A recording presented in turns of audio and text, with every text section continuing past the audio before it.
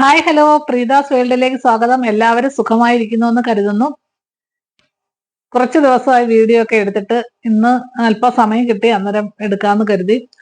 രണ്ടു ദിവസം കൊണ്ടേ വിചാരിക്കുന്ന വീഡിയോ എടുക്കണമെന്ന്. അല്പം തിരക്കിലായിരുന്നു, അതുകൊണ്ടാണ് വീഡിയോ ഒന്നും ഇടാൻ പറ്റാഞ്ഞത്. തിരക്ക് നല്ലതാണ് ഒരു കണക്കിന്. നമ്മൾ എപ്പോഴും എൻഗേജ്ഡ് ആയിട്ടിരിക്കുമല്ലോ. അത് നമ്മൾ ഇങ്ങനെ അടങ്ങി ഒതുങ്ങി ഒരു സ്ഥലത്ത് തന്നെ ഒന്നും ചെയ്യാനില്ലാതിരിക്കുന്നതിനേക്കാൾ ഏറ്റവും നല്ലതാണ് നമുക്ക് തിരക്കുണ്ടാവുന്നത്. തിരക്കിലൂടെ ഇങ്ങനെ പോകുമ്പോൾ നമ്മൾ ഒരു കാര്യവും അറിയത്തുമില്ല, ഒരു ടെൻഷനും ഇല്ല.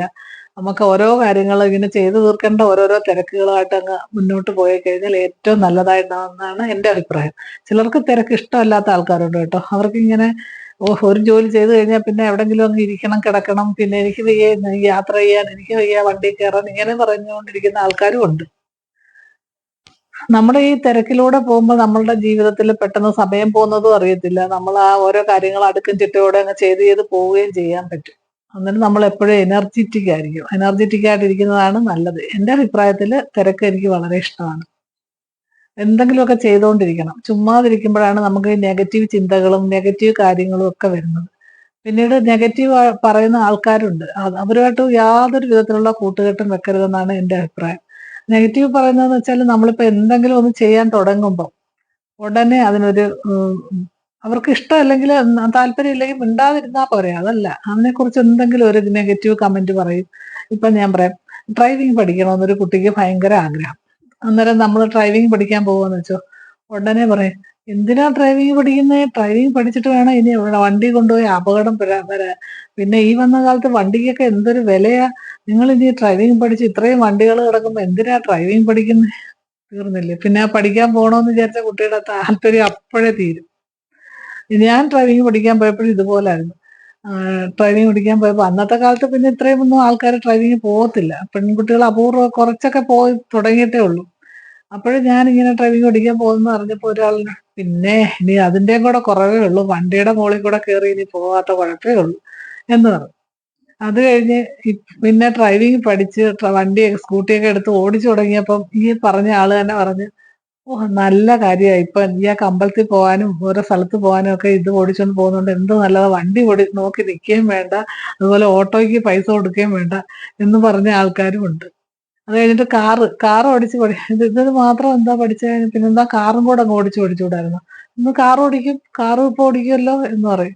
അപ്പോഴത്തേന് അതങ്ങ് സമാധാനമാവും. അങ്ങനെ അവരെ കൊണ്ട് പറ്റത്തില്ലെങ്കിൽ വേറൊരാൾ അത് ചെയ്യുന്നതോട് അവർക്ക് വലിയ താല്പര്യക്കുറവാണ്. അങ്ങനെയുള്ള ആൾക്കാരുണ്ട്. നെഗറ്റീവ് പറഞ്ഞ് എങ്ങനെയെങ്കിലും നമ്മളെ ആ കാര്യത്തിൽ നിന്ന് പുറകോട്ട് വലിക്കാൻ ശ്രമിക്കുക, അതാണ് നെഗറ്റീവ്. അങ്ങനെയുള്ള ആൾക്കാരുമായിട്ട് അധികം കൂട്ടുകെട്ടുകൾ വരുത്താതെ നോക്കുക എന്നുള്ളതേ ഉള്ളൂ. അങ്ങനെ നെഗറ്റീവ് പറയുന്നവരുമായിട്ട് അധികം നമ്മൾ അങ്ങോട്ട് കൂടുതൽ ഇടപഴകാൻ പോകരുത്. അതുപോലെ പരദൂഷണം, പിന്നെ അവിടുത്തെ മരുമോൾ അങ്ങനെ ചെയ്യുന്നു, മോനെ അല്ലെങ്കിൽ ഇവിടുത്തെ നാത്തൂൻ ഇങ്ങനെ പറയുന്നു, പിന്നെ അപ്പുറത്തെ വീട്ടിൽ അവരിങ്ങനെ പറയുന്നു, ഇതൊന്നും അധികം നമ്മൾ കേൾക്കാൻ നിൽക്കരുത്. അഥവാ വന്ന് പെട്ടുപോയി സംസാരിച്ചു പോയെങ്കിൽ നമ്മൾ അത് കഴിഞ്ഞ് വേറൊരു വിഷയം കണ്ടെത്തണം, അതിനെ ഡൈവേർട്ട് ചെയ്ത് വിടണം. അതാണ് നല്ലത്. നമുക്ക് ഇഷ്ടമുള്ള വിഷയമാണെങ്കിൽ മാത്രം ചെവി കൊടുത്ത് നിൽക്കുക, അല്ലെങ്കിൽ പിന്നെ വലിയ താല്പര്യമൊന്നും കാണിക്കാതിരിക്കുക എന്നുള്ളതാണ് ഈ നെഗറ്റീവ് പറയുന്ന ആൾക്കാരിൽ നിന്ന് അകലാനുള്ള ഒരു കാര്യം. പിന്നീട് ഇതുപോലെ ഒരു സംരംഭം തുടങ്ങുക, അല്ലെങ്കിൽ എന്തെങ്കിലും ഒന്ന് ചെയ്യാം, ഇനി അതിന്റെ കുറവുള്ള അതങ്ങോട്ട് ഇതൊക്കെ ഒരു തുണിക്കട ഇടാം, അയ്യോ തുണിക്കടയൊന്നും, എത്ര തുണിക്കടയാ, ഇനിയിപ്പൊ തുണിക്കടയൊന്നും ഇട്ട് കഴിഞ്ഞിട്ട് ഒരു കാര്യമില്ല, ഇങ്ങനെയൊക്കെ പറയുന്ന ആൾക്കാരുണ്ട്. അതുപോലെ തന്നെ നമ്മള് സ്വന്തമായിട്ട് എന്തെങ്കിലും ഒരു തൊഴിൽ ചെയ്യാൻ, അങ്ങനെയുള്ള ആൾക്കാരോട് ഇതൊന്നും പറയരുത്. കൂടുതലും നമ്മൾ ഇനി അടുത്തത് എന്താ ചെയ്യാൻ പോകുന്നതെന്നുള്ളത് അധികം ആൾക്കാരോടൊന്നും പറയാതിരിക്കുന്നതാണ് നല്ലത്. പണ്ടുള്ള ആൾക്കാർ പറയും, എന്തിനാ പറഞ്ഞിട്ട് അവര് പറയുന്നത് കേട്ടിട്ട് പിന്നെ നമുക്കത് ചെയ്യാൻ പറ്റാത്തത് കൊണ്ടായിരിക്കും പണ്ടുള്ള ആൾക്കാർ ഇങ്ങനെ കണ്ണുകർ കിട്ടും, അതൊന്നും പറയരുതെന്നൊക്കെ പറയുന്ന ചില ആൾക്കാരോട് പറയരുതെന്നും ഒക്കെ പറയുന്ന ഒരു ഇതുണ്ടായിരുന്നു പണ്ട്. അതേപോലെ ഇപ്പോഴും ഉണ്ട് ആൾക്കാർ കേട്ടോ.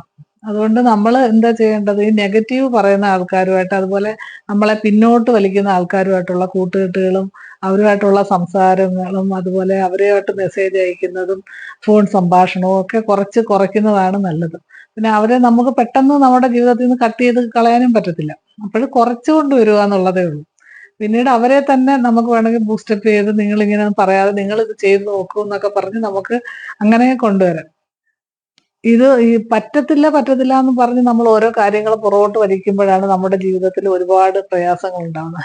എന്തും നമുക്ക് നേരിടാൻ പറ്റും, നമുക്കിത് ചെയ്യാൻ പറ്റും എന്നൊരു ആത്മവിശ്വാസത്തോടെ വേണം നമ്മൾ മുന്നോട്ട് പോകാൻ. അപ്പോൾ നമ്മുടെ എല്ലാ കാര്യങ്ങളും നമുക്കതിന് വഴി ദൈവം ഇങ്ങനെ തുറന്ന് തുറന്ന് തരും.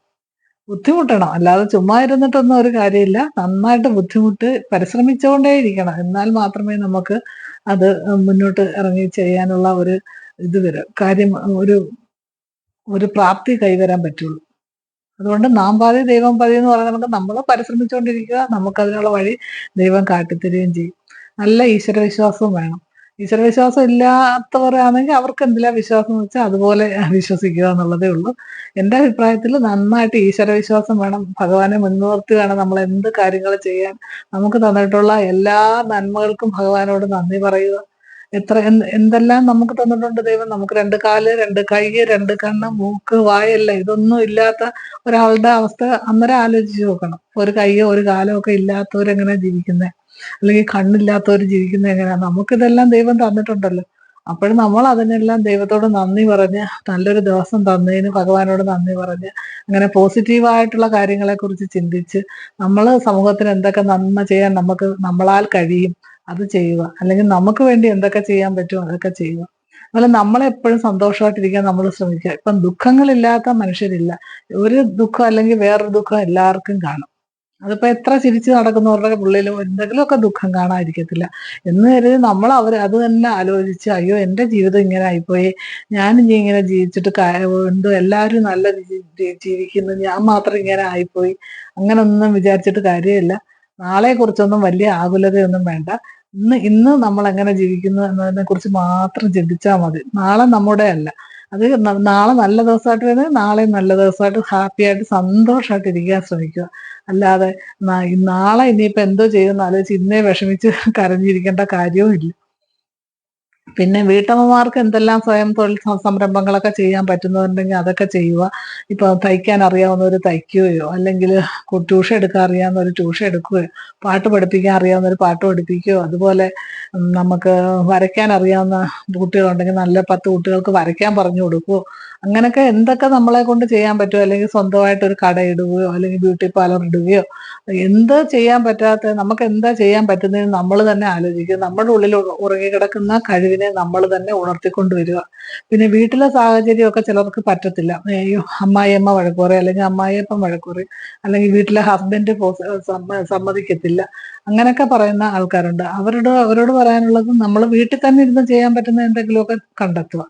അല്ല അവരെ കൂടെ പറഞ്ഞ് നമ്മുടെ ഇതിലേക്ക് കൊണ്ടുവരാൻ ശ്രമിക്കുക. എനിക്ക് ഇങ്ങനെയൊക്കെ ചെയ്താൽ കൊള്ളാമെന്ന് ആഗ്രഹമുണ്ട്, അതുകൊണ്ട് നിങ്ങൾ അത് എന്താ പറയുന്നത്, അത് അവരെ ധിക്കരിച്ച് അവരെ വഴക്കൂടിയൊന്നും പോകണമെന്ന് പറയുന്നില്ല. എങ്കിലും അവർക്ക് കൂടെ ഒന്ന് ഉതകുന്ന എന്നാ അത് എന്ന് പറയുന്ന ഒരു തരത്തിലേക്ക് അവരെ എത്തിച്ച് അങ്ങനെ നമ്മുടെ കൊണ്ടുവരണം എന്നുള്ളതാണ്. പിന്നെ അല്ലാതെ വഴക്കൂടി അവരെ ധിക്കരിച്ച് പോയിട്ട് പിന്നെ വൈകിട്ട് വരുമ്പോൾ മനസ്സമാധാനം ഇല്ലാതെ വീട്ടിൽ കയറി വന്നിട്ടും കാര്യമില്ലല്ലോ. അങ്ങനെയൊക്കെ നമ്മുടേതായ കാര്യങ്ങൾക്ക് നമ്മൾ കുറച്ച് സമയം നമ്മളും കണ്ടെത്തണം. അതുപോലെ സ്വന്തമായിട്ട് ഏൺ ചെയ്യാൻ എല്ലാ വനിതകളും ശ്രമിക്കുക. സ്വന്തമായിട്ട് എന്തെങ്കിലും ജോലി ചെയ്ത് ഒരു 5 പൈസയെങ്കിലും നമ്മുടെ കയ്യിൽ തന്നെ നമ്മൾ ഉണ്ടാക്കണം. അതിനി മുളക് പൊടി ഉണ്ടാക്കിയാലും, പിന്നെ ഗോതമ്പ് വാങ്ങി പൊടിച്ച് ഗോതമ്പ് പൊടി പാക്കറ്റുകളിൽ നിറച്ചായാലും, പലഹാരം ഉണ്ടാക്കിയായാലും, എങ്ങനായാലും നമ്മൾ സ്വന്തമായിട്ട് നമ്മുടെ കയ്യിൽ പൈസ ഉണ്ടാക്കണമെന്ന് നമ്മൾ ആത്മാർത്ഥമായി ശ്രമിച്ചാൽ എങ്ങനായാലും നമ്മുടെ കയ്യിൽ പൈസ ഉണ്ടാക്കാൻ പറ്റും ഇപ്പോഴത്തെ കാലത്ത്. പിന്നെ ഓൺലൈൻ ബിസിനസ് അതുപോലൊക്കെ ഒരുപാട് കാര്യങ്ങളുണ്ടല്ലോ. നമുക്ക് മൊബൈൽ വഴി എന്തെല്ലാം ചെയ്യാൻ പറ്റും. അതിലേക്കൊക്കെ ഇറങ്ങി കുറേയൊക്കെ എന്തെങ്കിലും ആത്മാർത്ഥമായി പരിശ്രമിക്കുമ്പോൾ ഒരു വഴി കിട്ടും. ഇപ്പോൾ ആദ്യം ചെയ്യുന്ന ബിസിനസ് തന്നെ അങ്ങ് സക്സസ് ആവണമെന്നും ഇല്ല.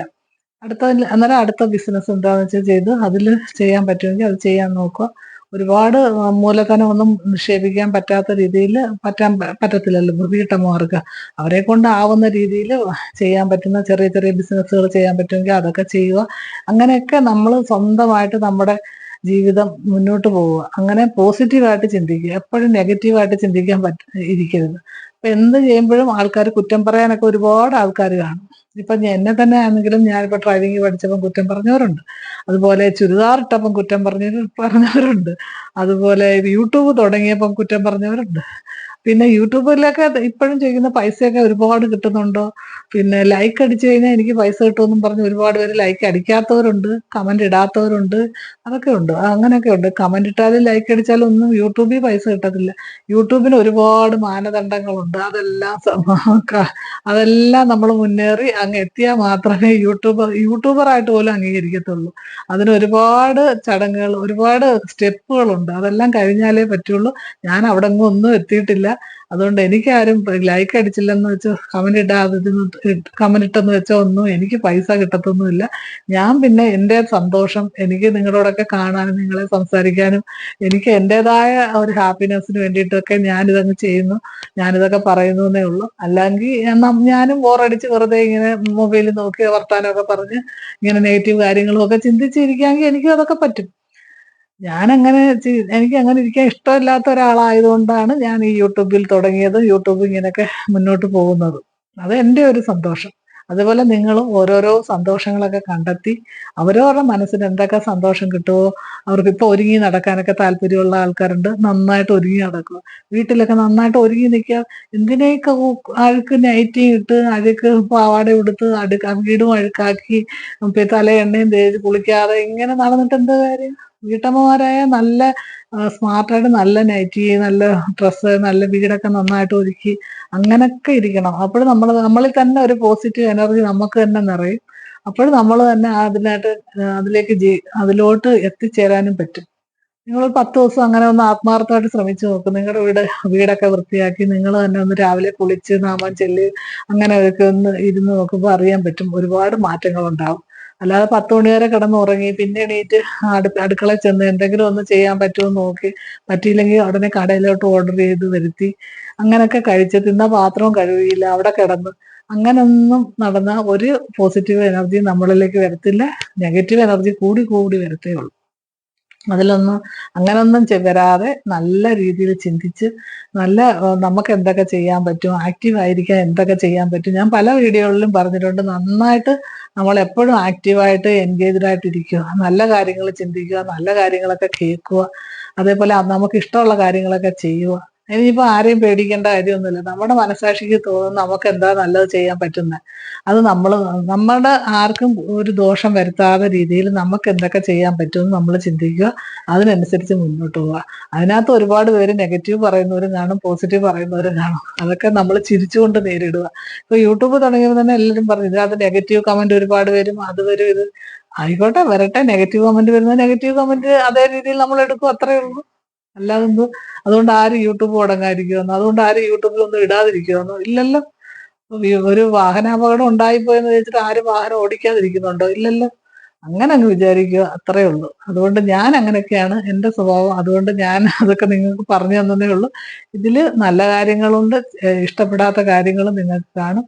എന്നാലും എൻ്റെ അഭിപ്രായത്തിൽ എല്ലാ വീട്ടമ്മമാരും, എല്ലാ ആൾക്കാരും, എന്നെ കേൾക്കുന്ന എല്ലാ ആൾക്കാരും എപ്പോഴും പോസിറ്റീവായിട്ടിരിക്കുക, നല്ല കാര്യങ്ങളെക്കുറിച്ച് ചിന്തിക്കുക, എപ്പോഴും ചിരിച്ചുകൊണ്ടിരിക്കാൻ ശ്രമിക്കുക. എന്നും പറഞ്ഞ് ഇപ്പോൾ പൊട്ടറ കണക്ക് ഇരുന്ന് ചിരിച്ചുകൊണ്ടിരിക്കണമെന്നല്ല, എപ്പോഴും ഇപ്പൊ ഒരാളുടെ മുഖത്തോട്ട് നോക്കുമ്പോൾ അയാളിങ്ങനെ എപ്പോഴും ദേഷ്യപ്പെട്ട് ഇങ്ങനെ ഇരുന്ന് കഴിഞ്ഞാൽ നമുക്ക് അയാളോട് എന്തെങ്കിലും ഒന്ന് ചോദിക്കാൻ പറ്റും. നമ്മൾ ഒരാളെ കണ്ട ആ ഒരു പ്രസന്ന മനോഭാവം ആ മുഖത്ത് വന്നാൽ മാത്രമേ മറ്റുള്ളവർക്കും വരുന്നവർക്കും തോന്നത്തുള്ളൂ, അല്പനേരം ഇയാളായിട്ട് ഇന്ന് വർത്താനം പറഞ്ഞാൽ ഒരു സന്തോഷം കിട്ടും എന്ന് അവർക്കും തോന്നുള്ളൂ. ചില ആൾക്കാരോട് സംസാരിച്ചിട്ട് പോകുമ്പോൾ നമുക്കുള്ള ഒത്തിരി പോസിറ്റീവ് എനർജി ഉള്ളതും കൂടെ പോകും. അങ്ങനെയുള്ള ആൾക്കാരുമുണ്ട്. അങ്ങനെയുള്ള ആൾക്കാരോട്ട് അധികം അടുപ്പിക്കാതിരിക്കുക എന്നുള്ളതേ ഉള്ളൂ. അതുകൊണ്ട് നന്നായിട്ട് സന്തോഷമായിട്ട് ഇരിക്കുന്ന ആൾക്കാരുമായിട്ട് സന്തോഷമായിട്ട് സംസാരിക്കുക.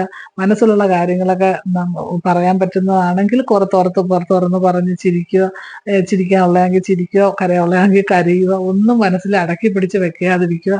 ഇതൊക്കെയാണ് എൻ്റെ ഒരു രീതികൾ, എൻ്റെ അഭിപ്രായങ്ങളും. ഇതില് നിങ്ങൾക്ക് ഇഷ്ടമുള്ള കാര്യങ്ങളൊക്കെ എടുക്കാം, ഇഷ്ടമില്ലാത്തതിനെ കുറിച്ച് നിങ്ങൾക്ക് കമന്റ് ചെയ്യാം, ഇഷ്ടമുള്ളതിനെ കുറിച്ചും കമന്റ് ചെയ്യാം. യാതൊരു ഇതില് ലൈക്കൊക്കെ അടിക്കുന്നതുകൊണ്ട് ഒരു കുഴപ്പമില്ല. നിങ്ങളെല്ലാവരും പോസിറ്റീവായിട്ട് ചിന്തിക്കുക, സ്വന്തമായിട്ട് വരുമാനം ഉണ്ടാക്കുക, സ്വന്തം കാലിൽ നിൽക്കാൻ പഠിക്കുക. അതൊക്കെയുള്ളൂ എനിക്ക് പറയാനുള്ളത്.